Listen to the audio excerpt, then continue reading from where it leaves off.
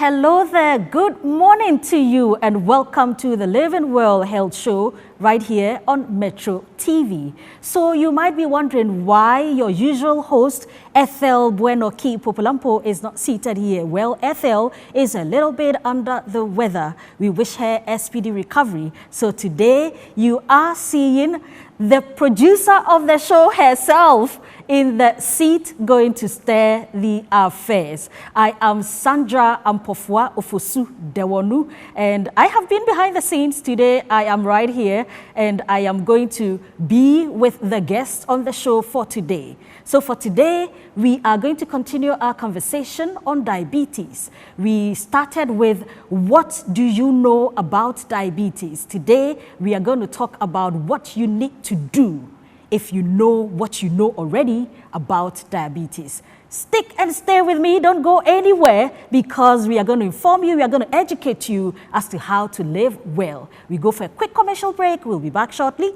Please stay.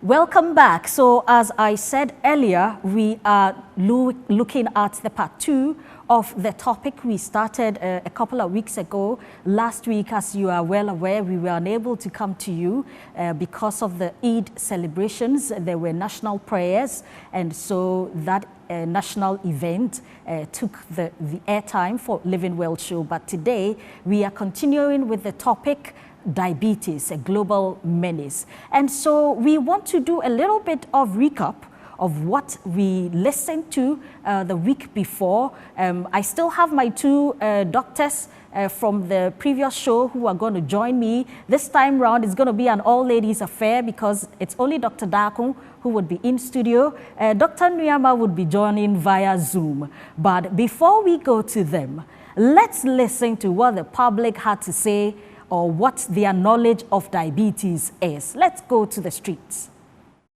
Diabetes, as everybody knows, is a chronic disease. And when you say a chronic disease, that's something to do with how sugar is being regulated in the body. And as you rightly said, in the body, certain mechanisms come into play so that sugar can be regulated.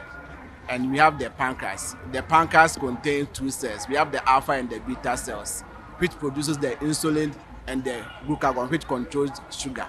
So with the diabetes, it's not as if like we've eaten plenty. People have the notion that you have eaten plenty sugars and like the sugar is plenty in your blood. But what happens is that it could be two. One, it could be that your pancreas is no more functioning well. Maybe there's through accident or something, or through certain medication that you see, your pancreas is destroyed and it's no more producing the insulin. Or it could be that the insulin is being produced all right, but the cells are not using it to their benefit. When it happens like that, the sugar level or the glucose level in the body, in the blood, in the body becomes more in the blood, or glucose level becomes more in the blood. So when you test with the glucometer, you find out that your sugars are high. That's what you mean by diabetes. When someone eats a food and the food is not well digested, because the insulin is not able to function well, it could lead to diabetes. That's too much of sugar for the body. The body needs some small amount of sugar. So if you are taking much sugar to affect the body, and with that, I think it's when you have a soil, it take more time before it heals. That's what I know about diabetes. Ebia obi wa didi ya na ode ada. Se wodidi ne se wode da ne se wantwen amadwane na anhransa.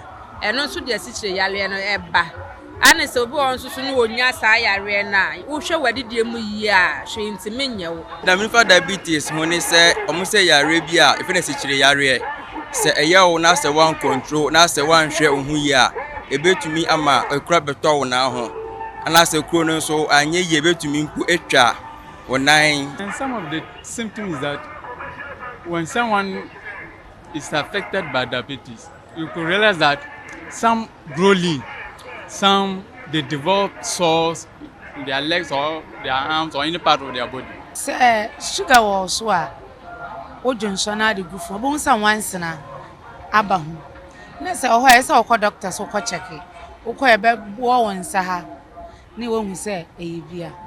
Night sweating is one of them. Secondly, to some people today urinate more at night. Some weight loss is one of them. Then irritability, and when it progresses to, you can go to the hypoglycemias and those stuff. So it is obvious that there is fair knowledge of what diabetes really is out there on the streets. People are aware it's got something to do with sugar. But what exactly is it? Insulin issues, not doing a lot of vegetables. In our part of the world, we have a lot of carbohydrates.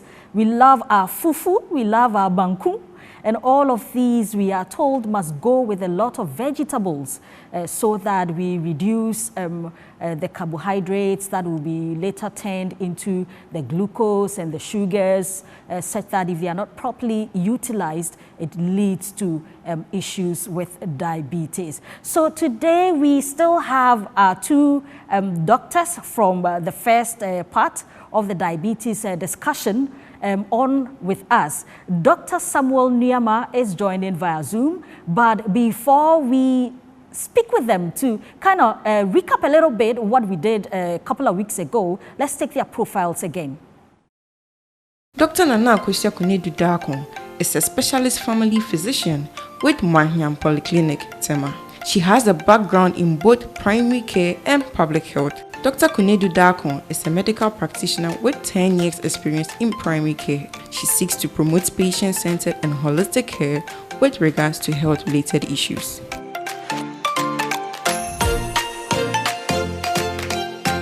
Dr. Samuel Nuyama, Vice President of the Public Health Alliance International Ghana, public health physician with diverse focus areas, medical practitioner with experience in both public and private practice.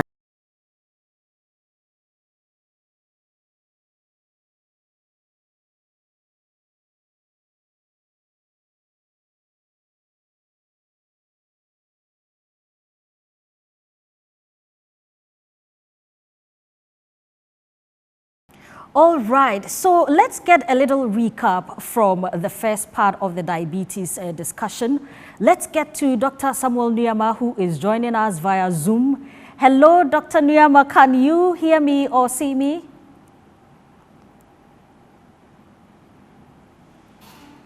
Hello, Dr. Nuyama, can you kindly unmute? Kindly unmute. Hi, Sandra. Oh, that is yes, good. Good to see you. We missed you last week. Good morning to our viewers. Yes, we missed you last week. Yes. I mean, apparently it was because of the Eid celebration, but it's glad to be back. It wasn't just the Eid celebrations for you. Pre-seconds were doing something. The Odadias were doing something. Oh yes, that's true. That's true. We had a bonfire night. Yeah, great. Biggest, good to have you back on. Event. Thank you very much. Let's do a little recap of the first part of our discussion on diabetes. A little refresher for our viewers what we said diabetes was, okay. And then we would get to the studio with Dr. Darko. Okay. All right. So I think 2 weeks ago we talked about diabetes, what diabetes was and what causes it.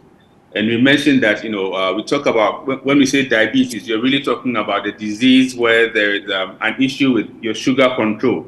Okay. And when we talk about sugar, you're not just talking about the sugar you see on your table.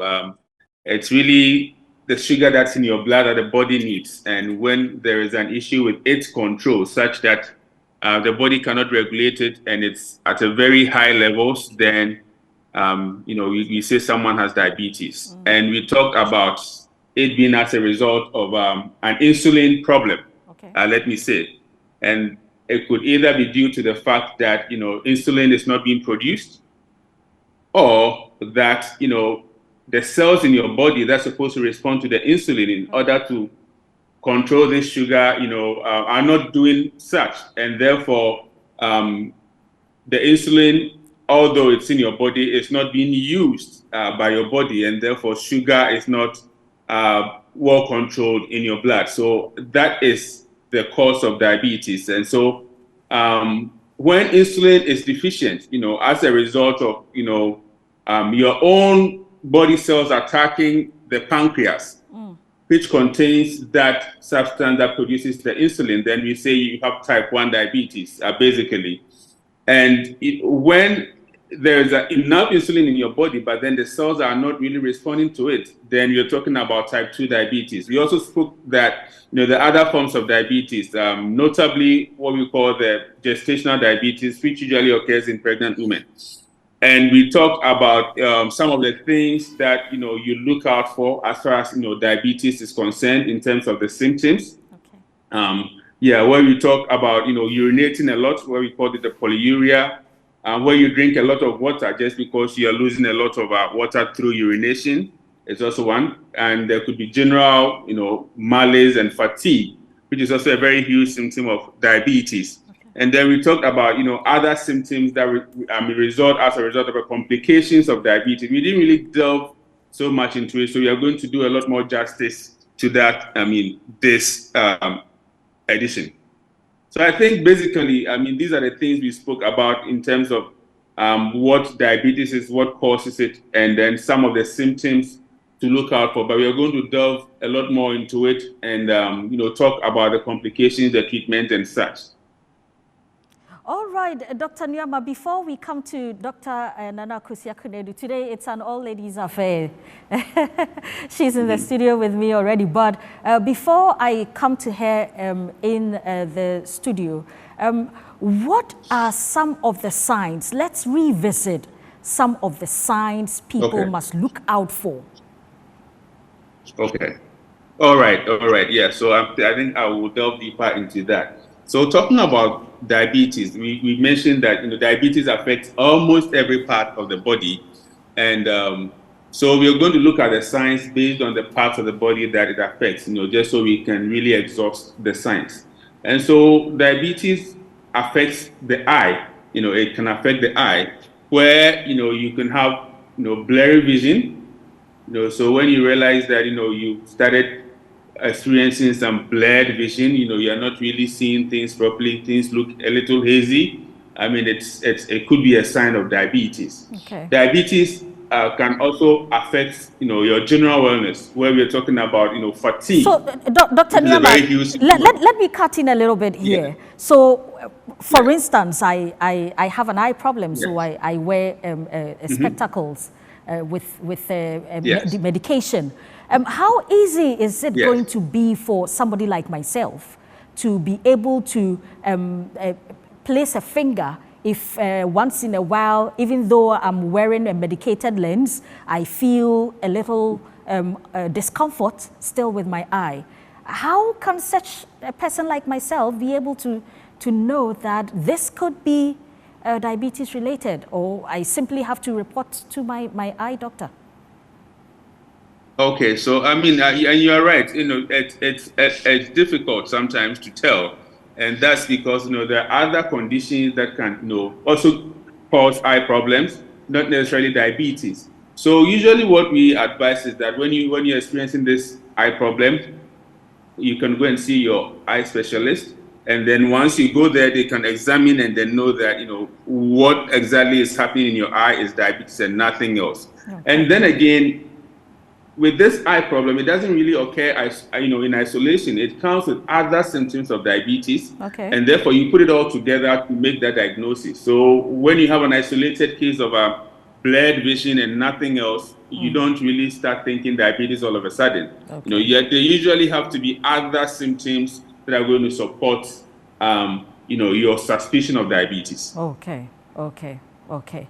Let me bring in Dr. Nana Akosua Dako. She is in the studio and she's looking as pretty as ever. Welcome, Dr. Dako. Thank you so much. Good to have you here. So Ethel is watching from her sick bed at home. Hi, Ethel.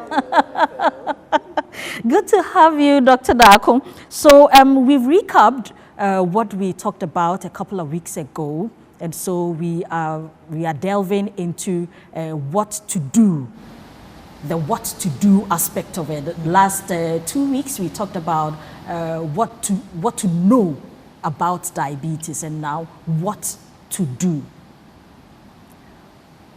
My first question: at what age should anybody begin to get concerned about diabetes? Okay, so when you talk about age, really, then you'd have to say from conception, from the time your mother is pregnant, because the risk factors for getting diabetes start from pregnancy. If your mother had gestational diabetes, that is the diabetes that comes when you are pregnant, Okay. it increases the child's risk of also getting diabetes when they grow. Okay, so not just the mother. Yes, the mother's risk is increased, but Okay. the child's Oh. risk is also increased. All right. So right from that start. Okay. So I can say that we have from, like I said, pregnancy all the way through. Now, when we get to childhood, what is the lifestyle that you are getting this child used to? These days, with any food you eat, when we send our children to school, we send them with fizzy drinks, juices, Yeah. biscuits, toffees. These are all sugar-laden things. Okay. Okay, so they get used to it, and you don't expect that this person, when they become 30 years old, 40 years old, they'll stop taking these things with their meals. So we have to start teaching our children the right thing to do. Okay. We have to start helping them to eat a balanced and healthy diet with fruits and vegetables in their right portions, Okay. and carbohydrates and proteins and all those things in their right portions. Yes, it's good to have a sweet from time to time. I'm not saying no sweets. Me, myself, I really like chocolate. So I would never say no sweets. However, our children are taking these things to school every day. After school, they are buying toffees with their lunch money every day. And that is going into whatever lifestyle they will continue with as they grow. Now, when you get older, maybe, this lifestyle choice, teaching the right thing from childhood all the way into their teens, when they are in the university, all those things are about lifestyle choices. However, now as they are, like, the person is getting older, you have to ask yourself, in my family, and when I say my family, I'm not just talking about your mother, your father. Look at your aunties, your uncles, Okay. your cousins, families, your grandparents, the extended family. Do you have people in there with hypertension, diabetes, Okay. cardiovascular disease? Sometimes they'll say, no, nobody ever had diabetes. Then I ask, okay, but has somebody ever had a stroke? Oh, yes, as for stroke, there's someone had a stroke. Okay. Has somebody had a heart attack? Oh, yes, somebody had a heart attack. So maybe the person didn't get a chance to be diagnosed. Okay. They died before anybody ever knew. Okay. Okay, so if you have this kind of family history, and we spoke about the fact that last week, about the fact that once you have African descent, you are already at risk. So all of us as Ghanaians, we already have one risk factor. Okay. We are Ghanaian, we are Okay. of African descent. Okay. Wow. So for that one, from about 40 years, you need to start screening. Okay, when you get to the hospital, quite a few of us, you notice that they check your blood pressure, then they prick your thumb. Yeah. That's the screening process. Okay. Okay, now sometimes Dr. Niyama started to talk about some of the symptoms that you'll experience when you have diabetes. But I must say that when you start experiencing the symptoms, you've had the diabetes for a while. You've had the condition for a while. Because it takes a while before the symptoms start showing up to a point where you will notice. One, you are always having to urinate. Frequency, that's what we call it. So during the daytime, maybe every hour, every 2 hours, you have to go and use the washroom. Okay. And it's a lot, it's not like just a little. Okay, in the evening, you wake up 3, 4, 5 times to go and use the washroom. You have to start asking yourself, is this normal? No, you shouldn't be doing that.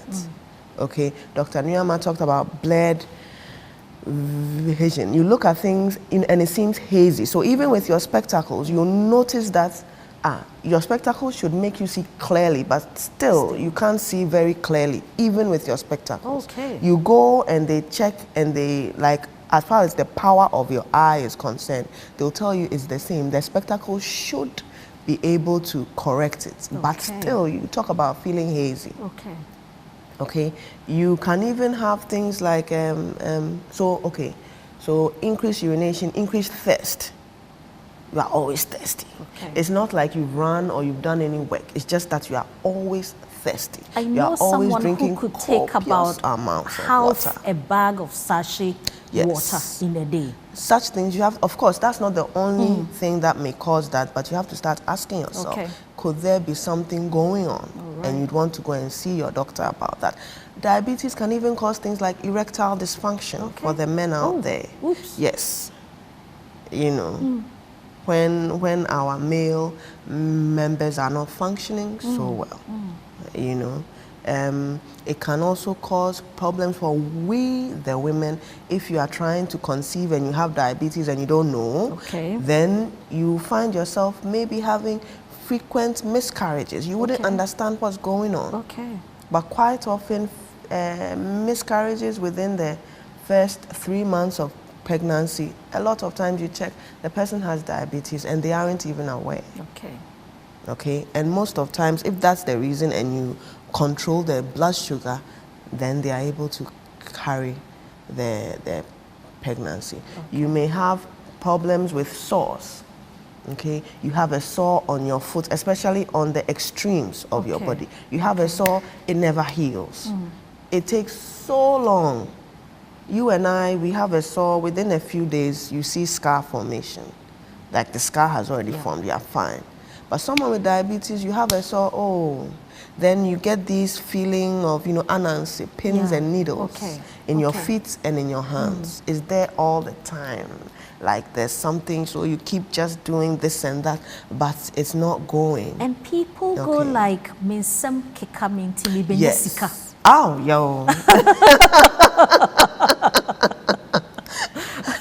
If it's once in a blue moon, fine. But if it's something that is recurring every day, you feel funny, tingling sensations in your hands and your feet. That is not sikaba. That one. Be warned out there. You have to go and check, about what is happening. So now, this is the person who is having these symptoms. So there again, you go to the hospital, they will check you for diabetes. And if your results show that you have diabetes, then we start treatment. Again, apart from these symptoms, you may be found out when you come in with a complication, unfortunately. The best would be you come in as early as possible. We find out it's good to have your diagnosis before complications have set in. So somebody, the first time they will find out they have diabetes is when they have a stroke. Then it's like, oh, you have diabetes or you have hypertension. So we are showing some images on the screen. I came across some of these images when I was doing my little research on the topic, and the sore foot and all of that would not heal. And then gangrene. Can we talk a little bit about gangrene and diabetes? Okay. So, you know, we talked about the symptoms and what diabetes does to you. Okay. Diabetes affects what we call, you know, we have vessels in our body, vessels that carry blood, our arteries, our veins. Diabetes affects these vessels. Okay, so we have big vessels, we have small vessels. Right. And they all have, you know, they all supply blood. Okay. Now, when diabetes affects these vessels and your nerves as well, what allows you to feel, so this is hot, this is cold, this is painful. Okay. Diabetes also affects your nerves. We call it a neuropathy. Okay. Now, it's affecting your blood supply. We all know that blood is life. Yes. The blood is coursing through your whole body to provide it with life, basically. Right. Nutrition, oxygen, everything your body needs is in the blood, and it's going everywhere. Right.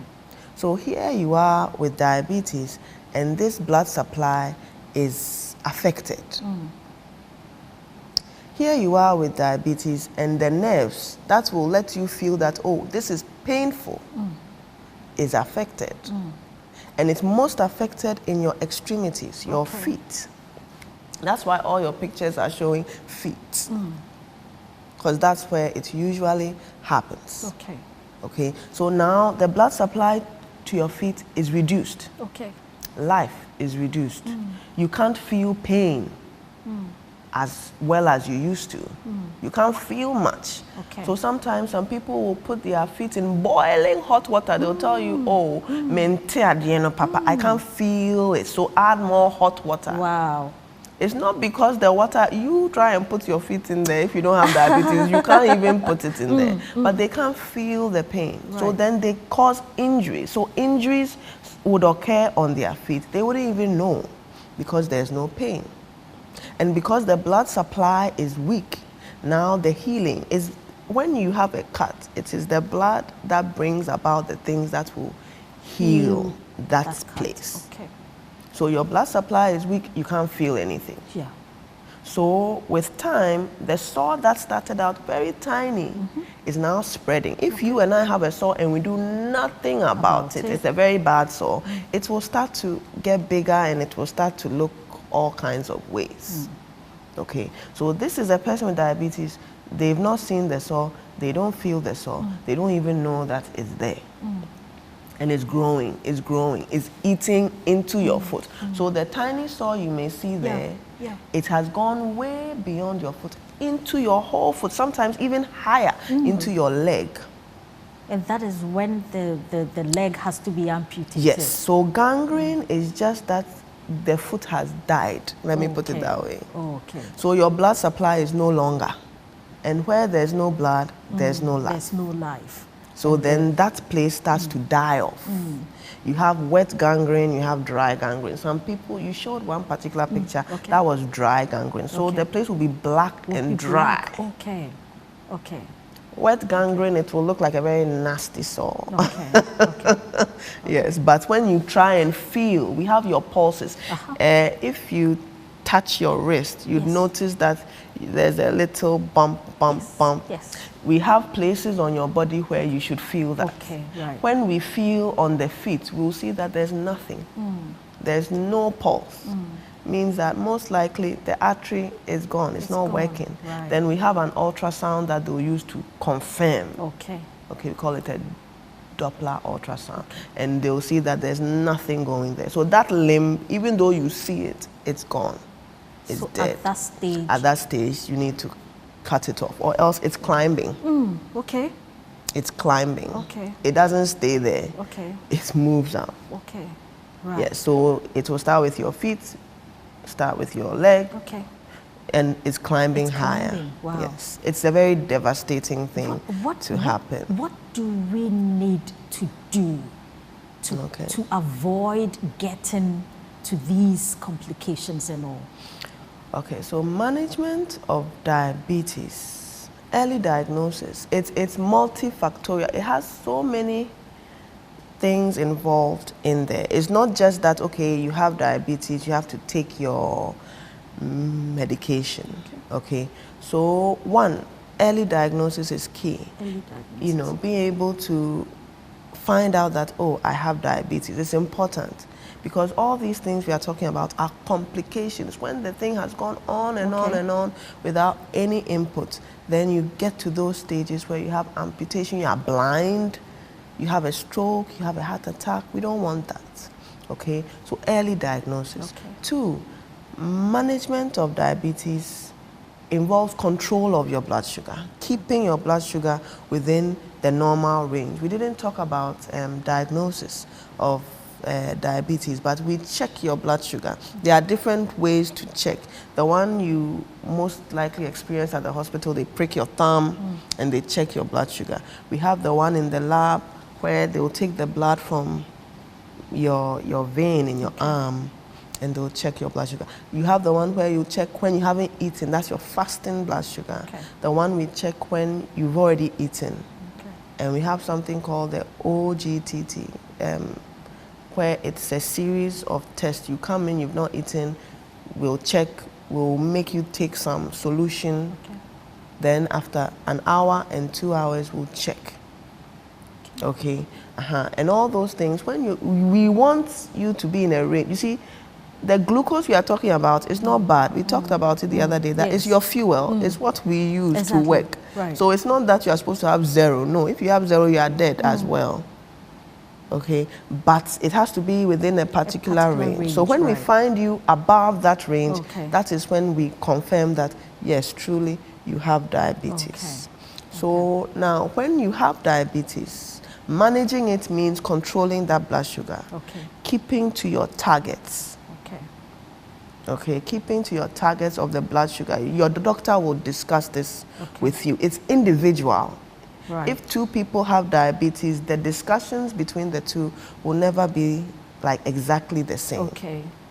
Okay, because even the medicine you are taking may not be the same as the other person. Right. So managing your blood sugar involves taking medicine, either orally, like you are taking pills, or you are taking injections, that's insulin. Okay, so controlling your blood sugar is one. Then your lifestyle, we talked about it last week, diet, exercise, smoking. If you are somebody who smokes, no smoking at all. What should a diabetic person's diet look like?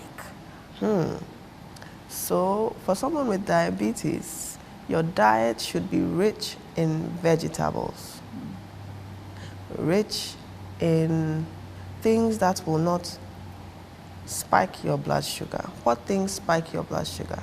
Sugar itself. So the sugary drinks, sugary foods, that one definitely.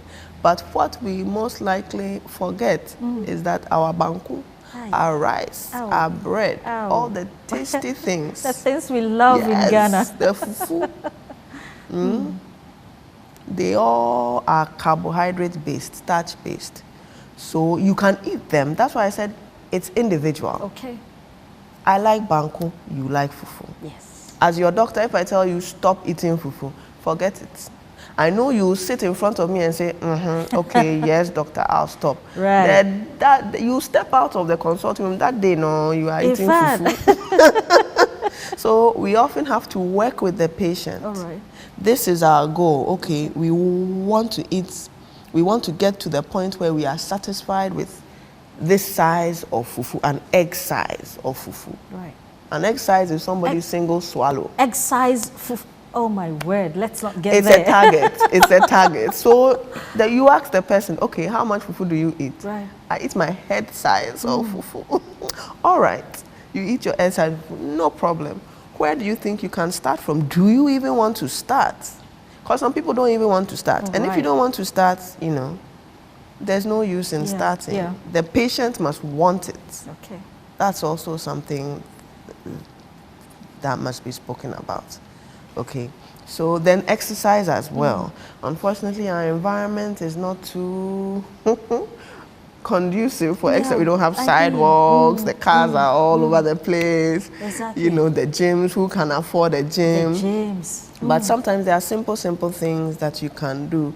If you pick a car from work to the house, you can drop off if you're not carrying too much of a load, drop off a little bit away, you know, and walk the rest of the way. We start small. Like I said, we have targets. So quite often we sit with the patient and we decide together what can we do. Right. And we agree that, okay, we are starting with this. Right. And with time, bit by bit, we will make inroads, and you'll notice that the blood sugar becomes better controlled and they avoid or minimize the complications. Because it's not going anywhere. There's no cure. It's not going anywhere. That's the issue. That's the issue. So viewers, diabetes is not going anywhere. So you need to manage the condition. You need to check your diet.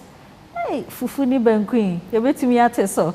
Let's bring Dr. Nuyama into the conversation. During my research, I came across borderline diabetes, and if Dr. Nuyama is still on there, Doctor, would you help us? Yes. Hi. Would you help us a little bit with what borderline diabetes is? Okay. So when we talk about borderline diabetes, some people also call it pre-diabetes. Okay. And you know, as Dr. Darko spoke, you know, she mentioned, you know, that there are certain values that you use to say that, you know, this person has diabetes or that person doesn't. So when we talk about borderline diabetes, we are talking about a certain range where you don't want to label the person as diabetes. Dr. Darko has mentioned a number of things that, you know, you need to do when you become diabetic. You know, talking about an egg size of fufu, that is not something that you would really want to subject someone to when you are not very when you're not very sure that, you know, this is really diabetes, you know. So what we do is that we really want to make sure that, you know, before we label one as diabetic, you know, that the values and the signs and symptoms are really there to say that this person has diabetes. So when we talk about borderline, that is that range where you're not saying it's diabetes, and neither do you want the patient to go home feeling that they're okay. Okay. It's that range where the patient can easily tip to diabetes. Okay. So during that time, yes, usually will not prescribe any medication for that patient. Okay. But then what you're going to do mostly is to educate this patient, especially on lifestyle changes, talking about the diet, talking about the exercise that Dr. Darko talked about, and then asking the patient to be a lot more vigilant, you know, as far as, you know, his or her blood sugar is concerned, because that might tip the patient into diabetes. So that is what we talk about when we talk about borderline diabetes. We also call it pre-diabetes. Okay. Thank you on that one. Maybe Dr. Darko would like to add a word or two to borderline diabetes. Yes, so as Dr. Nuyama said, it's pre-diabetes. Your labs are going to tell us if you are in the pre-diabetes range or full diabetes range. Pre-diabetes, you have a foot in the door. Okay. And that is it. You have a foot in the door. So you are there, just 1 foot. So like you said, the lifestyle changes at that point are what is most important. That will determine if you stay in behind the door. Yes, behind the door, or you enter. Oh, right. Great. Lifestyle changes are so difficult. When I said exercise fufu, when you talk about people's fufu and their banku and their rice and their bread, bread, we all love bread. Yeah. But bread is very starchy, processed starch, and it increases. So the lifestyle changes have to be made in the pre-diabetes phase. If they are not made, you are stepping in that door of diabetes, and we'd have to start you on medication, and other things. Medication. Yes. We will talk a little bit more about medication. We are going to take a quick commercial break. When we come back, we'll do our aerobics and our foodies joint, and then we'll talk about medications to take when one has diabetes. Don't go away.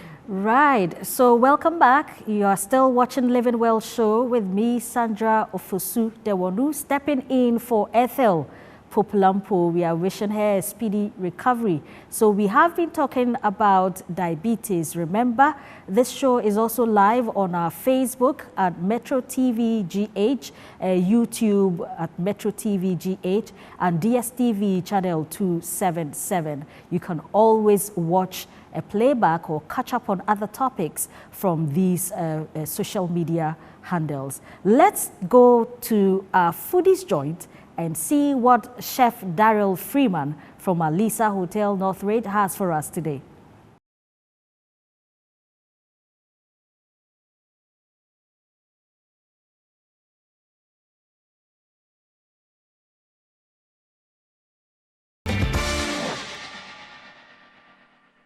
Welcome back. Great to see you on another episode of the Living Well Health Show here on Metro TV. My name is Dale Freeman, your favourite executive chef here in Accra and also at Alisa Hotel in Northridge. Today we are going to make a sweet potato toast with crushed avocado and a poached egg. Let's give it a go.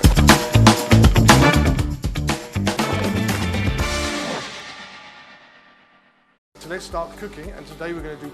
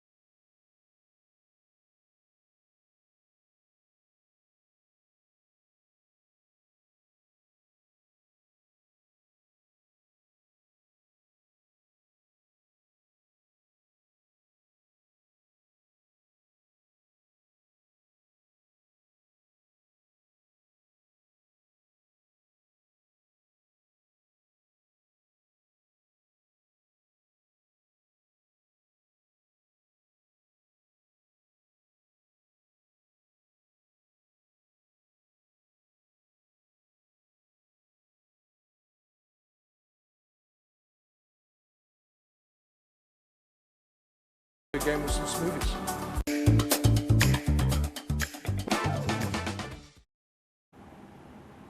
So that was Chef Daryl Freeman. So we're talking about how good potatoes are, how good the poached eggs are, how good the avocado also is. But these are daily ingredients we find in our meals. Do we get them easily, or they're a little bit foreign for us? Maybe I'd have to ask Chef Freeman to see which local stuff would be easily acquired on our markets to help us live healthy. Let's do the aerobics.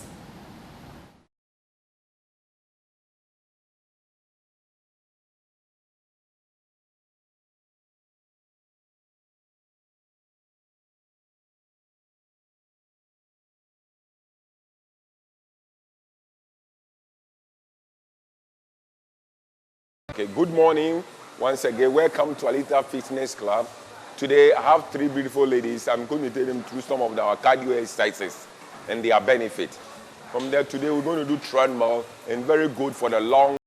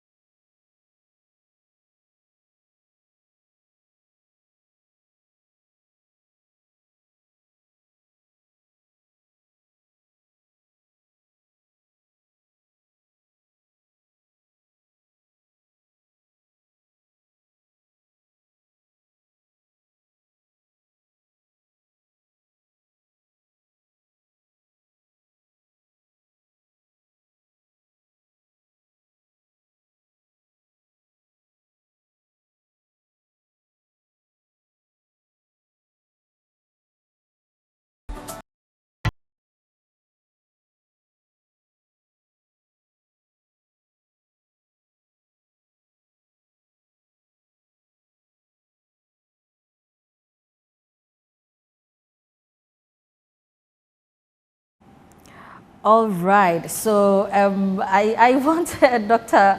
Darko to comment a little bit about the healthy meal that we just watched. Potatoes and avocado, those are quite healthy, right? Yes, sweet potatoes are healthy. Okay. Avocados, and you see, it's all about portions. Okay. if I eat a bucket full of potatoes, or if I fry those potatoes in oil, like French fries, like potato chips, Okay. you've turned it into something else. Oh, right. If I bake it, it's excellent. Right. The avocado, if I eat 5 avocados, that's a lot of cholesterol I'm looking at. Okay. Okay, the eggs are good, but if I eat 10 eggs, so it's all about portions. The portions. It's about what you are eating and the portion All right. of that thing that you are eating. All right. So the portions he had, excellent. You know, but really, I mean, poached It is not eggs, practical. avocado, sweet potato. Is it practical? Is it a Ghanaian dish? Chef Daryl Freeman. You know, banku, okra, oh my word. fufu, Oh my, soup. you are talking the language. Okay. You can add some garden eggs, some Right. okra, Right. and reduce the size of your Of fufu. the balls, Your right. okra, you can make a lot of okra and Right. reduce the size of the banku. Right. Reduce the oil, the Right. palm oil used to make the okra. There's an okra soup that I think the Evers make is Okay. oilless. Right, right. You know, that's good. Right. You know, things like that. So Right. depending on the meal, the portion should Okay. help you. Great. Let's get Dr. Nuyama back on Zoom and take your final words on the topic diabetes, what we need to do. Can you unmute, Doctor? Kindly unmute. Thank you. I almost always forget to do that. That's yeah. fine. So yeah, thank you very much. Yeah, and it's been a very interesting and enlightening discussion. Yeah, Dr. Dako has said a lot, you know, with regards to diabetes. But the things that I want to talk about has to do with, you know, the prevention bit. All right, sure. Where I want to, you know, to educate the people on the things that they need to do, especially those who have been diagnosed with diabetes. Right. Most of it are not. Sometimes when people get diagnosed with the disease and they are put on medication, they think that, you know, that is it. That is it. But then what you have to realize is that, you know, you need to go have these regular checks to make sure that the medications are actually ensuring that, you know, you are really working within that glucose range. Right. So the first thing I want to talk about is retinal examination. That has to do with the eye. You know, I would really encourage, you know, diabetic patients or people with diabetes to have, you know, retinal checks, eye checks, at least once every year. I think that's very important. Great. And then the other thing I want to talk about is a foot examination. It's something that I don't see a lot of, you know, diabetics do here, especially in Ghana, where you actually have to go to the doctor at least once every year to have your foot checked. You know, once they're able to check your foot, they have some kind of examination they can do to, you know, check your sensation and ensure that you are not losing your senses, you know, your sensation to your foot, and which can actually lead to the gangrene that we talked about and can ultimately lead to, you know, amputation. The other thing I want to talk about is, you know, getting your blood checked at least once every 6 months as a diabetic. Doing your renal functioning test, you know, checking your kidney. You know, as we mentioned, diabetes is a very, very slow disease. And, you know, with time, it can actually destroy a lot of your organs. So once you do your blood checks, you know, you check your kidneys, you check your liver, and then all other tests, then you're making sure that, you know, you are really protecting these organs, you know, from the high glucose levels that could destroy. The other thing I want to talk about, you know, is checking your hemoglobin A1C. I think it's also very important. The hemoglobin A1C, we call it the HbA1c, is able to tell how well controlled your blood sugar is.